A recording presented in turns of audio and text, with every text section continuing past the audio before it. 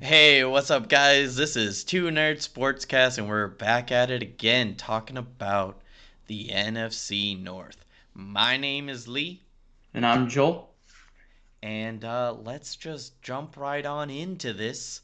We are going to be talking about each of the divisions' off seasons up to this point, and this week we are doing the NFC North, like I stated, and we are going to start things off with the Packers. Now, Joel, I know you aren't the biggest fan of this team, so I'll let you start. Understatement of the year, but we'll go ahead and launch in with some of their free agency moves prior to the draft.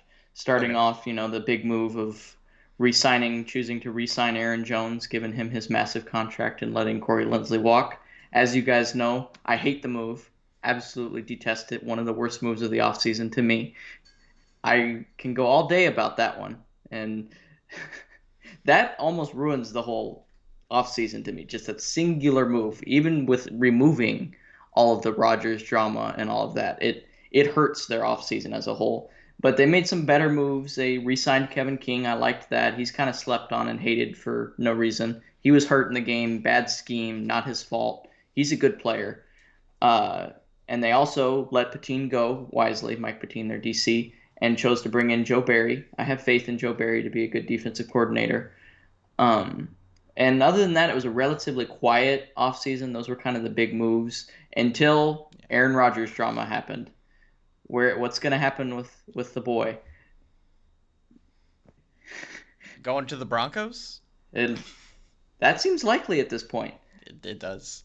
I, but one way or another, it's starting to appear by the day more and more likely that he will not be playing for the Packers next season, whether via retirement or sitting out or whatever. Uh, and today, right before our cast, they signed Blake Bortles among all the drama, which to me is a huge signifier that Jordan Love is not at all ready, and that's kind of scary. And I mean, especially since they got a veteran quarterback, it wasn't even like somebody who's definitely going to be a backup to Jordan Love. It's somebody who could start instead of Jordan Love if the Rodgers situation doesn't fix If itself. To me, signing Blake Bortles means he's the starting quarterback week one if Rodgers is out. And then, yeah, we all know Blake Bortles will fail. And then Love will get thrust in there too early, and it's going to go badly. I'm not sure why they picked him, and now they're like, oh no, he's not ready. He got a year behind Rodgers, which is he got a full year as a first round QB.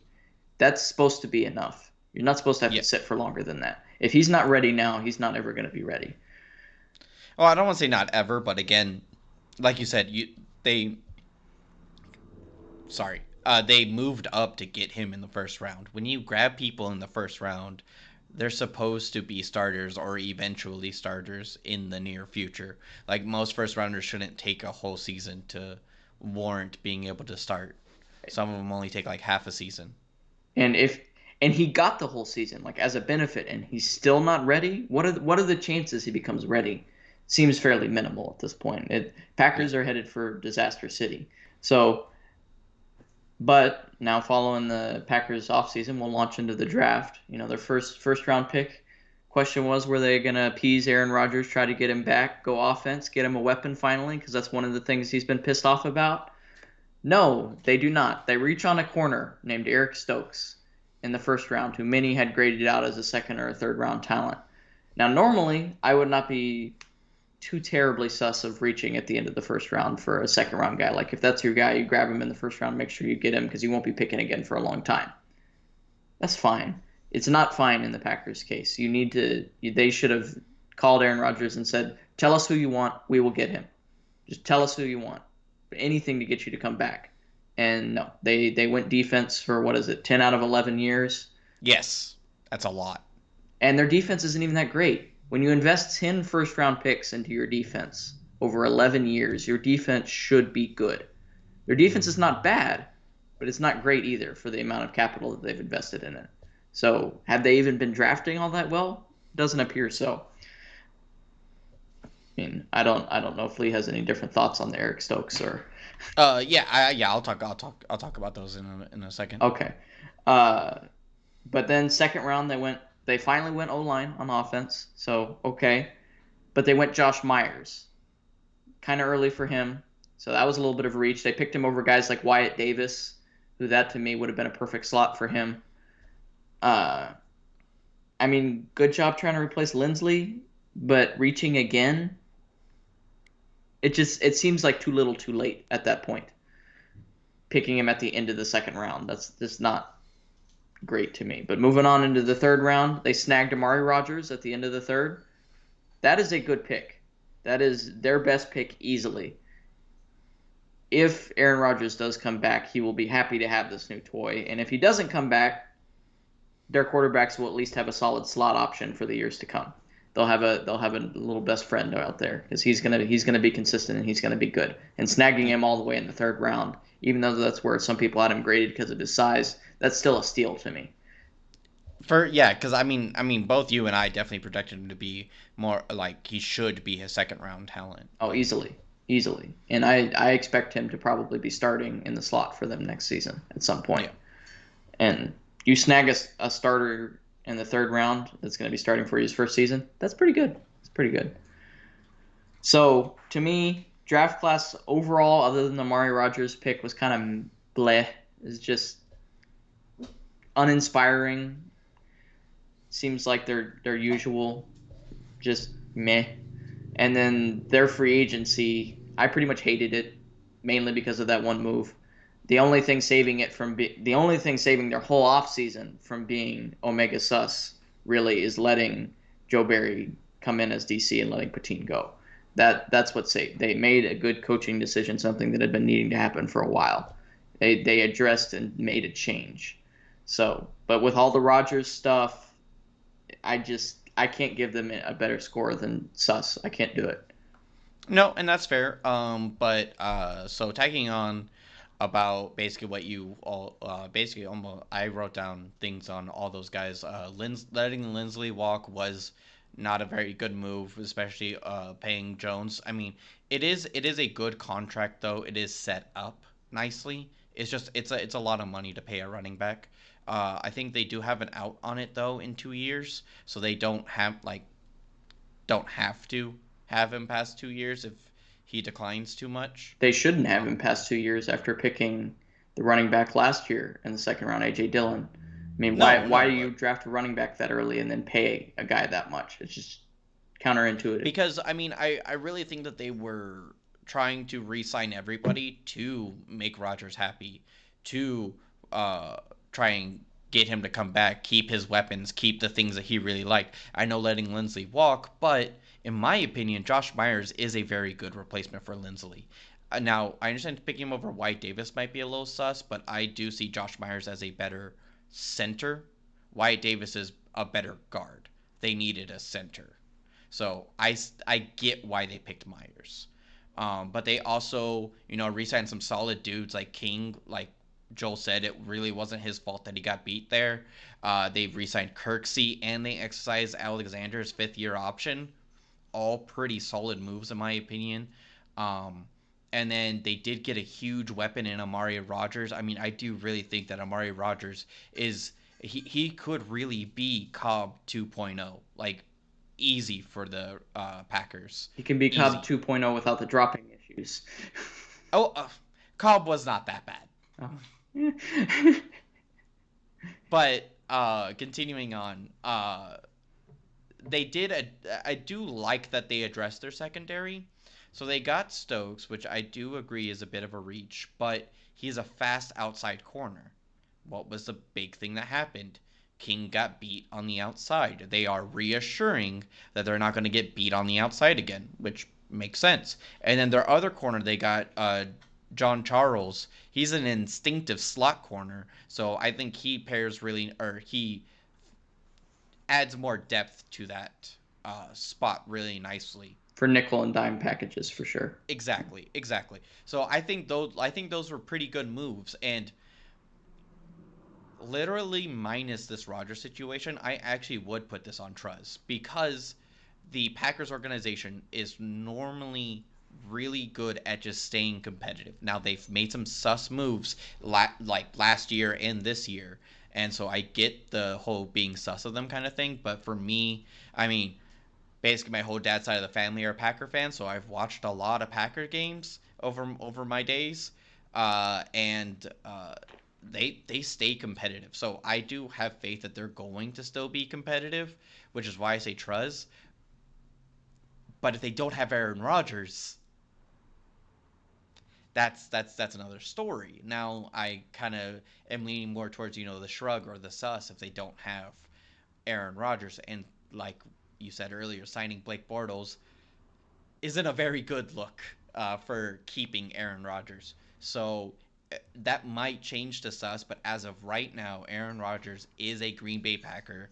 I would have to say Truzz because I do have faith in that offense to still be really good. And on top of that, getting that new defensive coordinator in Joe Barry, I think that's going to be I think that's going to be a bigger boost than the pieces they got for their defense because I think they have solid dudes. I think they just need to be used correctly. So they've had a decent defense. Like it's not been spectacular. It hasn't been good, like really really good, but it's been top 10 in a lot of metrics the last couple of years. I think if you get a defensive coordinator in there that knows how to use those guys, it could be a top 10 defense. It could. It could. And, And and, Joe and Barry I'm not can. saying it will. I'm just Yeah. saying if Joe Barry is the guy, then I think they can have a top 10 defense. No, they So, could, and they should. They should have a yes, top 10 defense with the amount of capital invested in there. exactly. And so I'm saying that now this is kind of like the last shot for all of that kind of stuff with Joe Barry being the defensive coordinator. Now, I'm not only going to give him a year, like 2, 3 maybe, but by then, if this defense isn't a top 10 defense, you need to restructure the whole thing. But moving on to something a little bit more optimistic, the Bears offseason. And that is a sentence I never thought I would say in the beginning of this offseason because it started pretty rough. Now, they released Kyle Fuller, and that was mind-boggling to me. One of the And they worst signed Andy decisions. Dalton. Just Huh? it's indefensible. Yeah. It's you can't Like, defend that move. It was horrible. it was horrible, but I mean, you can kind of defend it. Like, I get that they needed a actual starting QB because they were going to be shipping Mitchell Trubisky, and Nick Foles is not that. Andy Dalton could at least start for a year. Well, find Not saying another way to get that money. Restructure some contracts. Get no. don't I'm not. tag I'm A not saying that there Rob. aren't other options. I'm not saying that there wasn't other ways that they could have kept Kyle Fuller, but I'm just saying you can kind of understand it when you look at it through that lens. And I'm not saying it was a good move. It was still a bad move. I don't think you should have gotten rid of Kyle Fuller for Andy Dalton. That's not even comparable. But I'm just saying when you look at it through that lens, you can kind of see. And so, but moving on, they did franchise tag Robinson now. I know he was really upset about it, but I mean, the guy I'm about to talk about here in a little bit, who might be actually throwing him the ball, he might be a little bit more happy about that franchise tag. Um, and they did keep a lot of guys like their safeties Gibson and Bush, who is a decent backup safety, and some other depth dudes. They signed Beard and Goodwin, both decent like backup wide receiver 2, wide receiver 3 targets. They got the veteran Trufant and more depth guys from free agency. Like they kept a lot of their depth, and their O line isn't looking too shabby, especially with the picks they did in this draft with Tevin Jenkins and the other guy they got later in the fifth. Oh man, I didn't write his name down, but you know who I'm talking about. Yeah. The guy they got in the fifth, the guard, I think he is. Oh yeah. No, he's Yeah, pretty solid. yeah. Um, and then their secondary looks fine. Like, I mean, I understand getting rid of Kyle Fuller does hurt the secondary, but the pieces that they still have, I mean, obviously it's not going to be as good, but it looks like it's still going to be Solid. yeah, like it's not going to be terrible without Kyle Fuller. Um, They did bring in a new passing coordinator and QB coach in DeFilippo. Dave Filippo. Dave Filippo. Yeah. Dave Filippo. Yeah, that guy. Um, so we'll see, if he could do something. He was the Eagles QB coach when the Eagles won the Super Bowl. So he probably also had a bit of a hand in Wentz's best season. I know he got injured there, but like he was projected to have a really good season. And managing Nick Foles too, that same season. Exactly. Yeah. Exactly. But then, I mean, obviously, they got Justin frickin' Fields in the draft, man. Justin Fields. I am really high on Justin Fields, and I know I might be overhyping, and I understand that it might be too much, but like just every time I watch this guy play, like it's electric. He just has that kind of it factor. He scored a 130 on the mental aptitude test that the NFL gives out. Nobody's ever scored that high. Patrick Mahomes is a 110. No, it was insanely high. This kid is smart, and he's athletic, and he's a winner. He's good. He's a winner. Yeah. No, he's straight up a winner. He is super good, and I don't want to hear the Ohio State stuff, not being able to make QBs. One, Haskins' verdict is still out there. Secondly, Joe Burrow came from Ohio State. He spent 2 years there. They went 3 years to LSU. Don't tell me Ohio State can't make good QBs. Yeah. And if you still want to use that argument, somebody breaks the mold eventually. That's the way it goes. And it's probably Justin Fields. No, for sure. But definitely Truzz. Like solidly in Truzz for me. Yeah. For me, I have a lot of the same opinions. That I am way more sus of the Kyle Fuller thing than Lee, though. That to me just like, oh, it hurts seeing that happen. The Cowboys let Byron Jones walk last year, and we saw what that did to the secondary. I'm not saying that Kyle Fuller will do the same to the Bears secondary, because the Bears secondary is overall better than the Cowboys secondary, but losing a shutdown corner for what's going to amount to be a 1-year rental of a backup quarterback, when you could have had Fuller for the next 5 to 10 years, because you could have re-signed him and kept bringing him back. How do you justify that? It just, find a way to make the money elsewhere. Don't tag A-Rob because you're tight on money. I mean, A-Rob's nice to have, but you might lose him next offseason too, and then you'll be out Fuller and A-Rob. It just doesn't compute to me. Andy Dalton, I was fine with them signing Andy Dalton. They paid him a little bit too much money. The worst part about the Andy Dalton is making Fuller be the part that has to give so you can bring him in. That's the worst part. If it was standalone signing Andy Dalton, I'd say, hey, thumbs up, good job, guys. He's solid.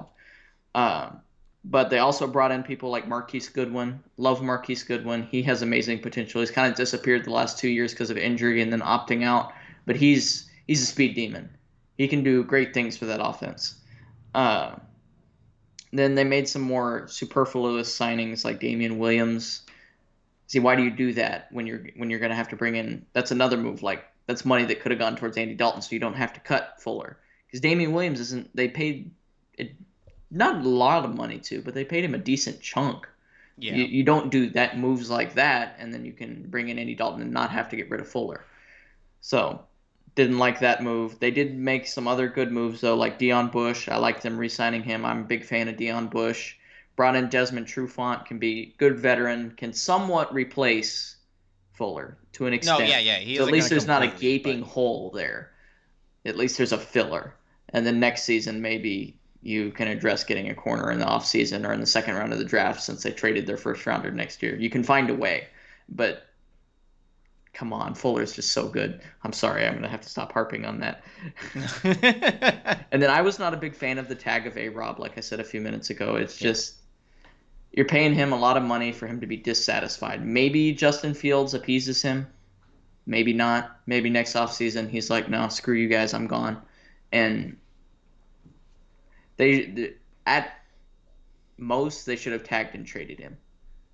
You do that, you get great value for him, and then you send those picks, and you could essentially almost trade A-Rob for Justin Fields with the picks that you could get for A-Rob. And why didn't you do something like that instead of just paying him for what probably will amount to a 1-year rental? But then, so I was pretty sus of the free agency in the offseason up to the draft, and then we get to draft day. Not really expecting the Bears to really do all that much because I thought they were too far away.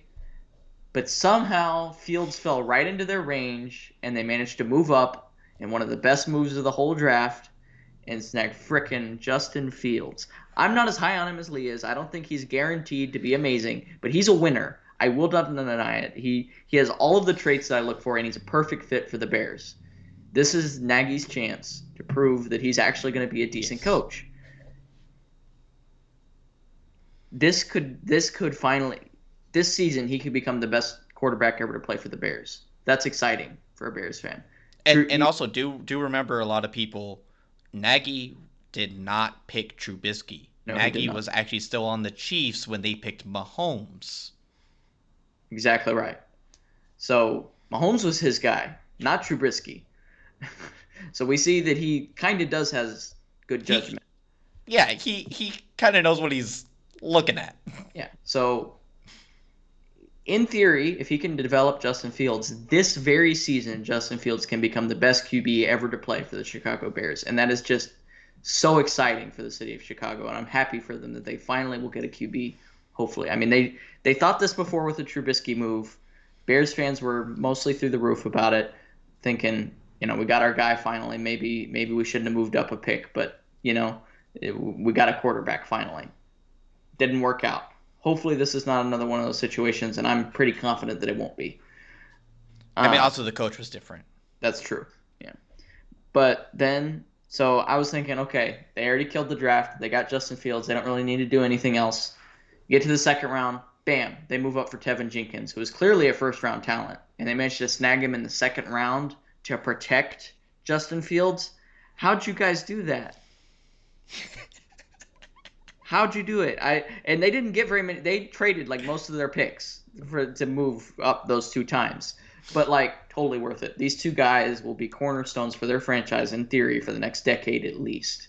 And I mean, they still had 2 5th-round picks or something like that. They still had a couple of picks they had some in the later rounds, and they left. still hit home run on those. Yeah, no, and that's what I'm getting to, is that they had to sit out for a long time. They saw a lot of names go where they could have maybe it hurt a little bit. They only got 2 guys instead of getting to have 4 or 5.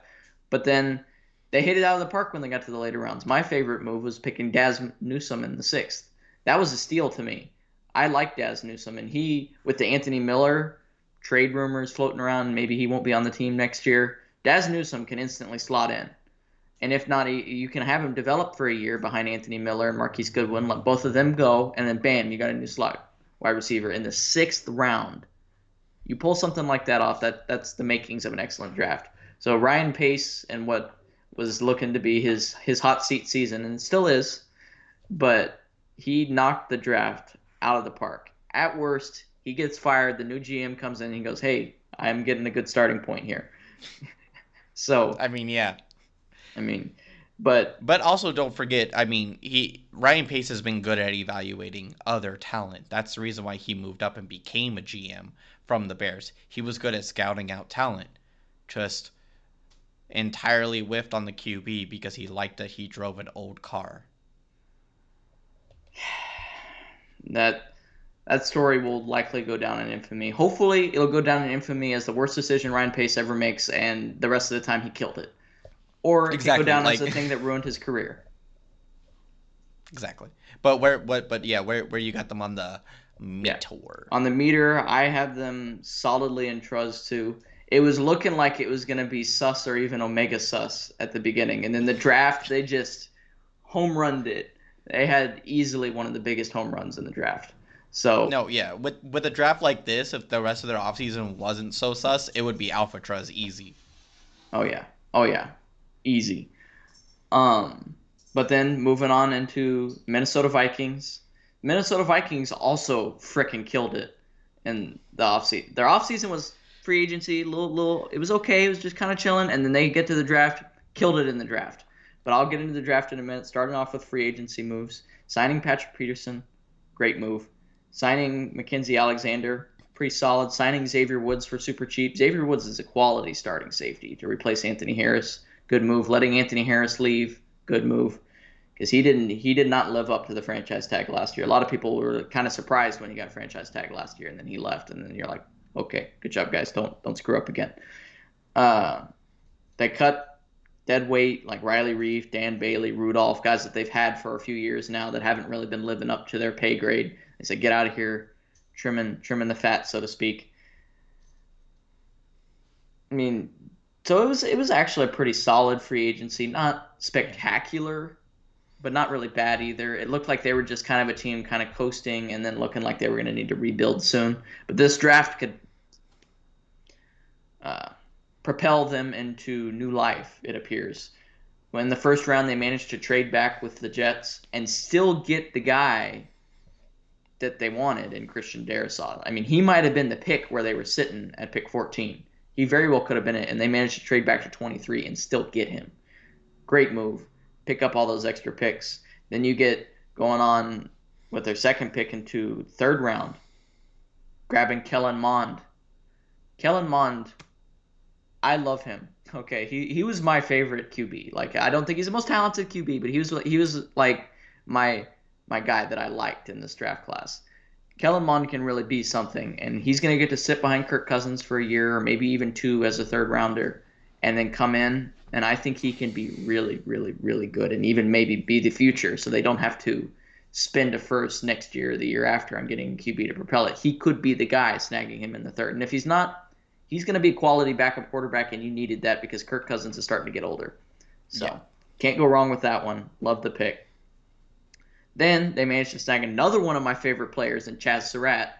I was like, Vikings might have to be second favorite team now, picking two of my favorite draft guys. I don't usually see the guys end up on the same teams, so that was pretty cool to see Chaz Surratt go there. I think he's going to be excellent. I think he will be starting for them week 1 at linebacker. Pretty sure of it. If not, he'll be starting very soon, and he could be one of the better linebackers in the league in a few years. Grabbing that in the third, basically don't see it. Then another huge steal in the third round with Wyatt Davis. How'd they keep doing this? The value just kept falling to him, and they were like, okay, we'll pick this guy. He's been sitting on the board for the last 10 picks as the best player available, but he's still here, okay. So they snagged Wyatt Davis. Amazing pick. Wyatt Davis was a borderline first-round talent to me. Especially you go look at his heritage, he has a Hall of Fame grandfather. He's going to be a good player. Usually when you see NFL parentage in these guys, they turn out to be pretty good. Yeah. So can't really go wrong there. He should be starting for them day 1 too, frankly. If not, he will be very soon. Then they also traded back into the third, grabbed Patrick Jones. That's pretty good. I mean, Patrick Jones, a lot of people had him even graded out as a potential first rounder late end of the first, beginning of the second. Yeah. He managed to fall all the way to the end of the third. So 3 just massive steals. And honestly, all 4 of their third round picks were steals, frankly, when you look at it. So you can't draft any better than what they did, frankly. They did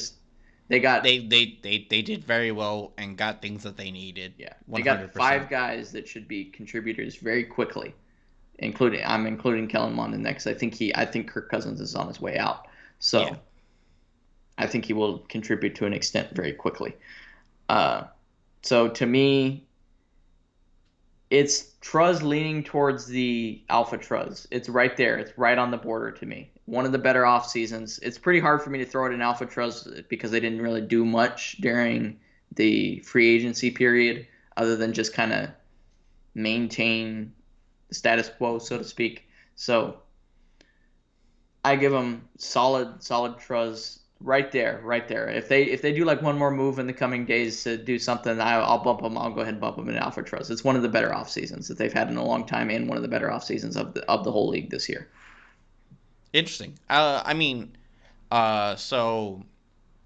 for me, kind of starting off with releasing Rudolph, Bailey, and Reef, it was a little bit of a tough way to start it off season. Rudolph has been, your guy for how long? Oh, he's been around You have for to find another one. forever. But he's Yeah. also been hurt for the last few years. No, I'm not saying that I don't understand it, but it was just like, man, that's a tough way to start. But then they did sign Patrick Peterson, Nick Vigil, and then they even re-signed Chad. I'm gonna screw up this last name, Bibe, Oh, Chad Beebe. Beebe. Yeah, he's Um, the old Bills wide receiver's son, I think. Don yeah, Beebe. Yeah. yeah, and he seems like a pretty decent wide receiver. Good wide receiver too that might have some upsides. They have a solid O line now, especially with getting Darisaw and Wyatt Davis. And then Monde, I mean, yeah, like he's definitely the future QB in my opinion. Um, because I do think Kirk Cousins is on the way out. He has kind of, you know, lived his usefulness, and they're moving on. And I think Mond can actually be a really good dude to develop and maybe even start next year. I mean, you know how we were talking about, Jordan Love not even being ready to start a year later. Mond could be ready. I'm not saying that Love couldn't have been as a prospect also, but I mean, if the Vikings can develop Mond and Mond, retains the information, I think he could develop in a year. Sorry about that, guys. Joel's dog was messing with the blinds, so we had to cut it a little bit. But continuing on talking about Chaz Surratt, I mean, he's a super strong linebacker. Like Joel said, I mean, he definitely has starting potential day one. Uh, super super solid, great value there. And then moving on to Wyatt Davis, I mean, also super solid. Like again, like we were talking about, he should have been a guy on the Packers radar. Again, I think Myers might be the better fit at center, so that's why they went him. But at the Vikings pick, they need a guard. Like Easy. easy Yeah. pick. And it could have been an easy pick for a couple of people that were in front of them too. Um, Should have been an easy pick. hmm? There's no reason he should have been on the board that late in the third Oh round. no, He should have been off in the second. no, Easy. a lot of people dropped that I did not think were going to drop, and I think some teams got some extreme value. So I would say Truzz on the Vikings. Now I'm not as I don't know if this is just because of the Justin Fields thing, but I am a little bit more excited about the Bears offseason than the Vikings offseason. I know they had a lot more sus things in the beginning, but I think they're just trying to figure things out and they're kind of on a roll right now. Vikings have just been good the entire time, which is not a bad thing either. Like it's still trust. Like don't get it twisted. I'm just not as high on the Vikings as Joel is. But moving on to a team that I'm high on for their future possibility are the Lions. Now they had that big gigantic golf trade that we already covered a couple of weeks ago, or actually almost a month ago now. And I really do think that that was a win on both sides. Like I said in that video, my opinion hasn't changed on that. Rams are trying to win now, and Lions are trying to rebuild. They got a bunch of picks for taking on that golf contract, which is another reason why I don't think that this golf trade should be setting any kind of marks for anybody because golf's contract was ridiculous. It played a major role. That doesn't you don't normally see the contract play that big of a role in it. Honestly, Goff shouldn't have been able to be traded. The fact that he was is kind of astounding. Exactly. And the Lions had the cap space to do it, and they're like, all right, just give us a bunch of picks so that like we can, see maybe does this guy work, or if he doesn't, just kick him to the curb. Yeah, it And was a win-win for the Lions. Can't lose this trade. no, they they They they can't. can't. I mean, the Rams can, but I do think it's going to be a win-win. I just also think that the Rams have other problems, but we'll get to that when we get to them. Um, but yeah, so the big golf trade went on both sides. They got a completely new front of house and new head coach. So, I mean, then they really started off the offseason that way with getting that new front office and getting that new head coach. And it just kind of set a tone for the rest of the offseason.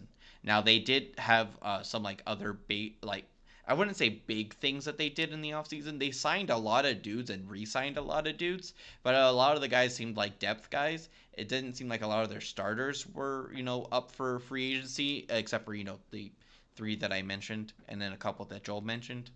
Um, so there wasn't any real big name free agency signings or re-signings, but they just kept a lot of their depth, and then in the draft they they they made their foundation here. They got Penei Sewell at 7, ridiculous. They got Levi Onwuzurike, and then they got Aleem McNeil. When a team builds with the trenches first, it's Love to see scary. it. Love to see it. Yeah, because like that is how you start rebuilding a team. You start from there, get some solid pieces there, and then continue on. But their draft didn't end there. They also upped their secondary with Melifonwu, and Amon-Ra St. Brown is a very good pick, especially in the fourth round when they got him. There was a lot of people saying that the Ravens, if they didn't go wide receiver in the first round, that they were going to grab him with one of their third round picks. Like he's a good dude. He's really good in my He opinion. slept on. Yeah. Like so I think that they killed the draft. I think they did really good. Now where I put them on the meter, now this is only because they're still not going to do much next year. So I have it at shrug emoji just because like I'm kind of in the middle with the Lions. I want to see how this year pans out, but it could easily be Alpha Truzz just because of the simple fact that they killed this offseason.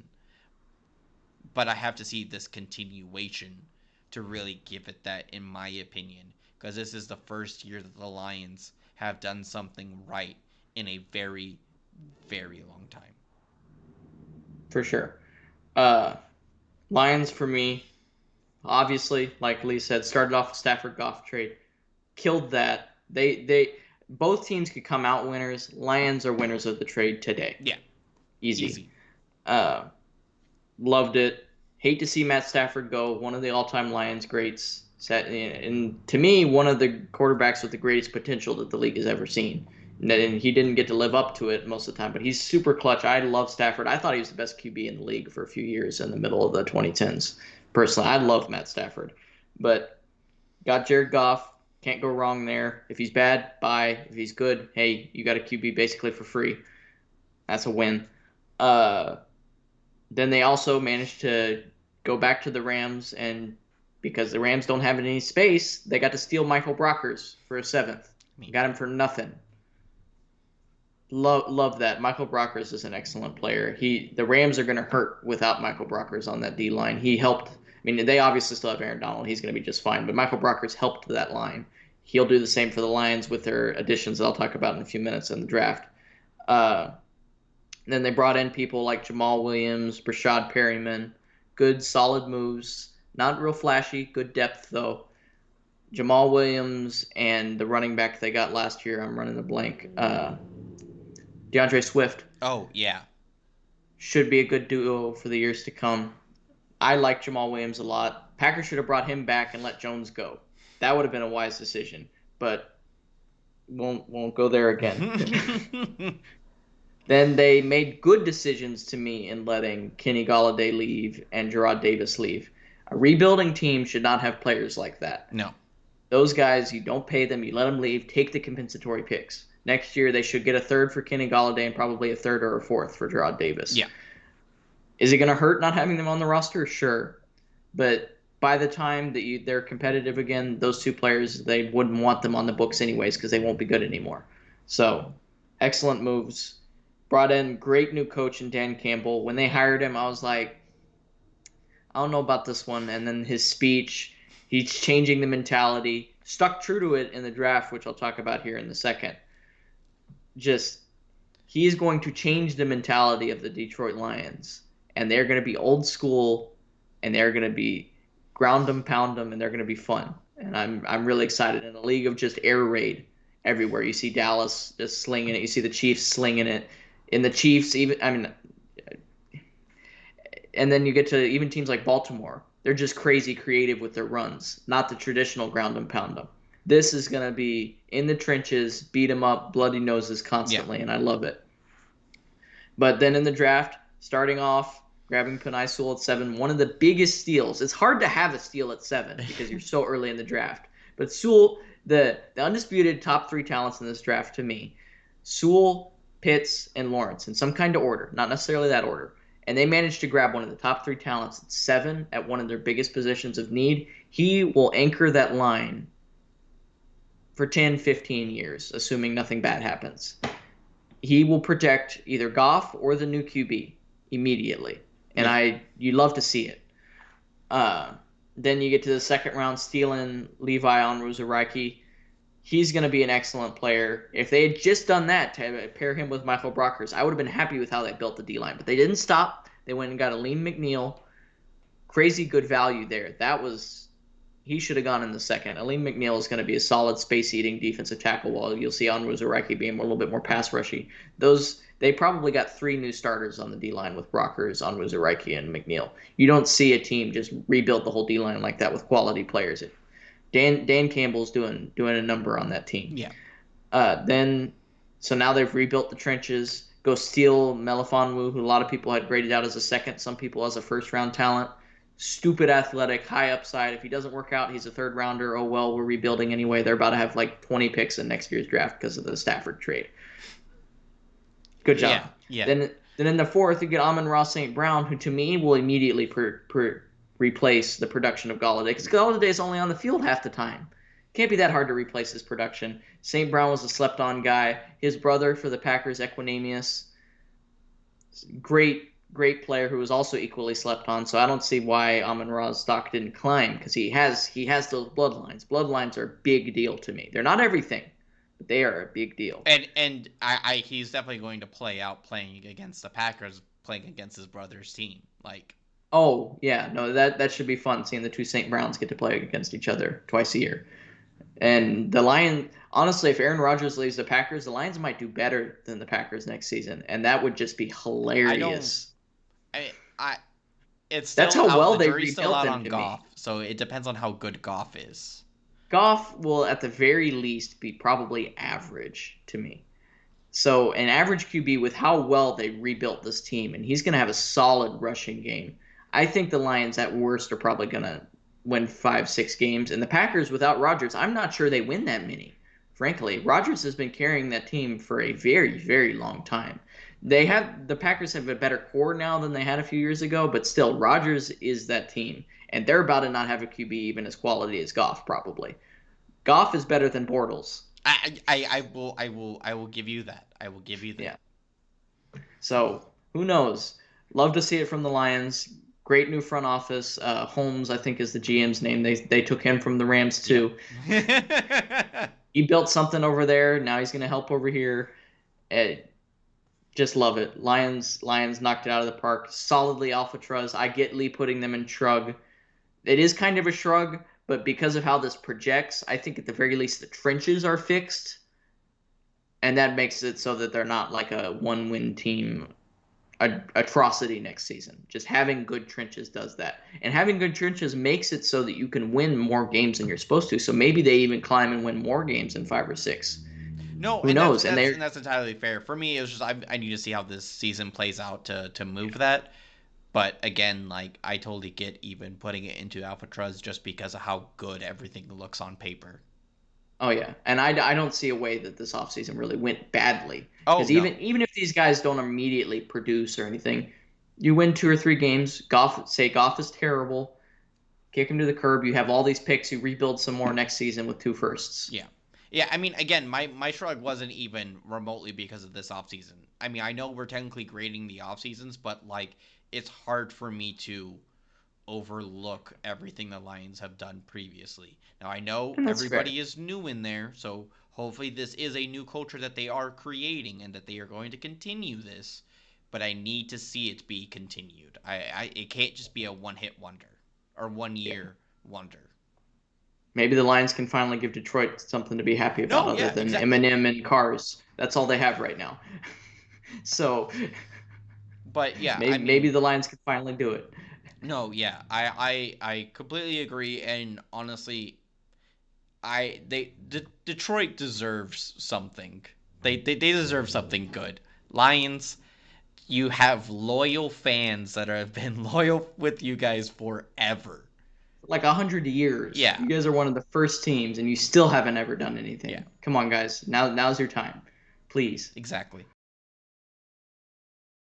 All right, guys. Well, that was the episode for today. Don't forget to do all of the good YouTube algorithm stuff with the subscribing, the liking, and the commenting. Because we love to hear you guys' thoughts. I've had quite a few good conversations with people on Twitter. Would love to have more good conversations with people on YouTube. Or come see us on Twitter and talk to us there. Either way, would love to talk to you guys. Love talking football. Joe loves talking football. But I do want to also mention we are going to be doing our very first collab with Out of Our Own End Zone. Now, he is on Spotify. He is not currently on YouTube, but he did say that he's planning on making a YouTube, so look out for that, or go on Spotify. Look up Out of Your Own, or Out of Our Own End Zone. All Mhm. one phrase. The guy's name is Alex. We will be talking to him, being on his show tonight, and then he is a Steelers fan, so it's interesting. He's going to be coming onto our show next week to talk about the Steelers, because next week we are talking about the AFC North's offseason, so that should be very interesting. Should be a lot of fun. I like talking to people from rival teams sometimes. You know, but As yeah, long as he's not too rude, right? right. Because we But both I don't mean, like the hey, but hey, Steelers. he reached out and contacted us. So Yes, he did. I mean, I've got all the high hopes, and I've listened to a couple of his stuff, like he was talking about the Follow. draft and other things that have happened in the off season.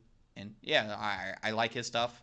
He seems knowledgeable. So yeah, no, I am, and I'm sure Joel is as well. Super excited to do this collab with him.